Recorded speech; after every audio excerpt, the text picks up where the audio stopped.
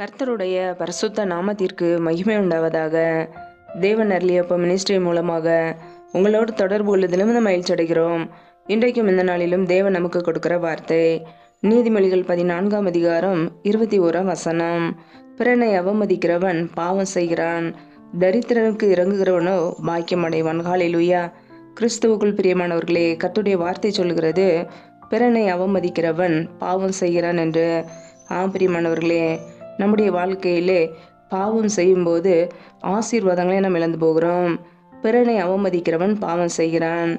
நாம் மற்றவர்களை வெறுக்கும் பொழுது, அவர்களை கசப்பாக பார்க்கும் பொழுது நம்முடைய வாழ்க்கையிலே பாவம் செய்கிறோம். நமக்கு யார் மீதாவது கசப்பு வெறுப்பு இருக்கிறதா?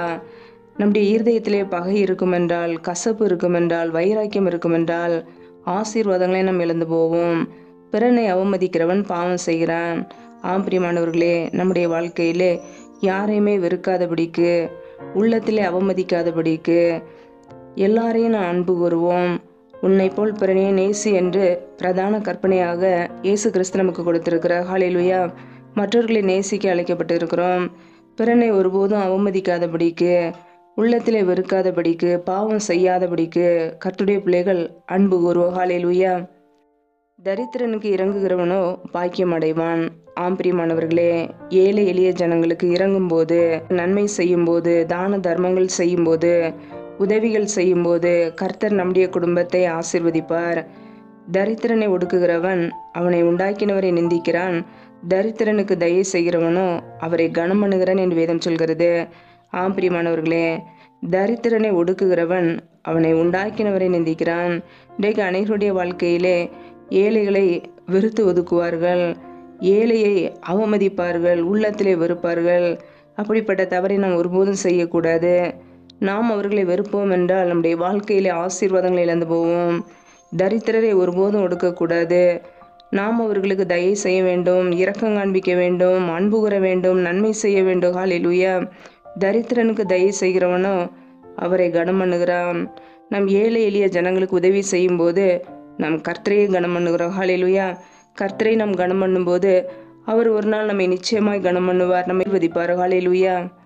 கர்த்தருடைய பிள்ளைகள் ஒருபோதும் மற்றவர்களை அவமதிக்காதபடிக்கு, ஏழை எளிய ஜனங்களை அவமதிக்காதபடிக்கு, உள்ளத்தில் அவர்களை வெறுக்காதபடிக்கு ஏழை எளிய ஜனங்களை நேசிப்போம், தரித்திரர்களுக்கு இறங்குவோம், நம்முடைய குடும்பம் ஆசீர்வதிக்கப்படும். ஹல்லேலூயா.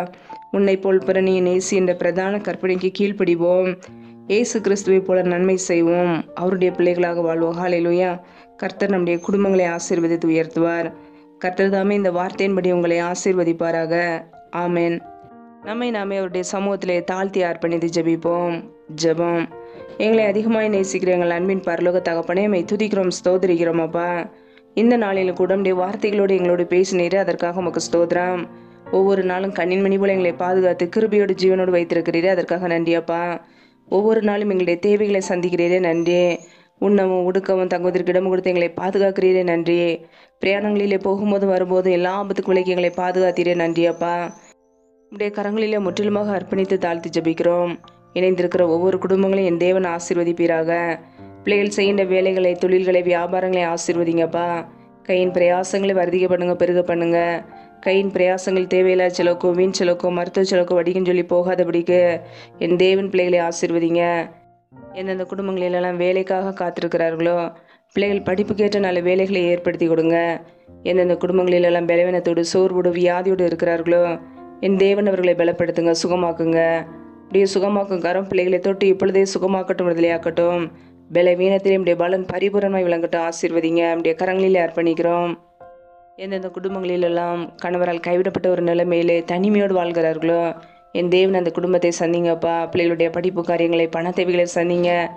என்னென்ன காரியங்களுக்காக ஜெபிக்கிறார்களோ, என் தேவன் எல்லா ஜெப விண்ணப்பங்களையும் அங்கீகரிப்பீராக. நம்முடைய கரங்களிலே அர்ப்பணிக்கிறோம். எந்தெந்த குடும்பங்களிலெல்லாம் கர்ப்பத்தின் கனிக்காக ஜெபிக்கிறார்களோ, என் தேவன் பிள்ளைகளை ஆசீர்வதிங்கப்பா. நம்முடைய கரங்களிலே அர்ப்பணிக்கிறோம். இந்த இரவு நேரத்தில் இன்பமான நித்திரை கொடுங்க. அதிகாலையில் எழுந்து நம்முடைய சமத்திலே காத்திருக்க புது கிருபையை பெற்றுகளை அர்ப்பணிக்கிறோம். சத்துரு கொண்டு வருகிற போராட்டங்கள், பிரச்சனைகள், தீமைகள், மரண பயங்கள், இருளின் அதிகாரங்கள், ஆபத்துகள், நாச மோசங்கள், தீமைகள், விக்னங்கள் எல்லாவற்றுக்கும் விலைக்கு எங்களை பாதுகாத்து கொள்ளுங்கப்பா. உடைய இரத்த கோட்டைகளை எங்களை அர்ப்பணிக்கிறோம். உடைய கிருபைகளை அர்ப்பணிக்கிறோம். உடைய ஆள்கைகளை அர்ப்பணிக்கிறோம். எங்களை ஆசீர்வதிப்பீராக. எந்த தீங்கும் எங்களை தொடாதபடிக்கு வேலி அடைத்து பாதுகாத்து கொள்ளுங்க. உடைய கரங்களிலே தாழ்த்தி அர்ப்பணித்து ஜெபிக்கிறோம். எல்லா துதிகன மகிமையெல்லாம் ஒருவருக்கே செலுத்துகிறோம். இயேசு கிறிஸ்துவின் மூலம் ஜெபிக்கிறோம் ஜீவனுள்ள நல்ல பிதாவே, ஆமேன். கர்த்தர் தாமே உங்களையும் உங்கள் குடும்பங்களையும் ஆசீர்வதிப்பாராக. ஆமேன். Thanks for watching. Please subscribe our channel. Click the like and share. Click the bell. God bless you.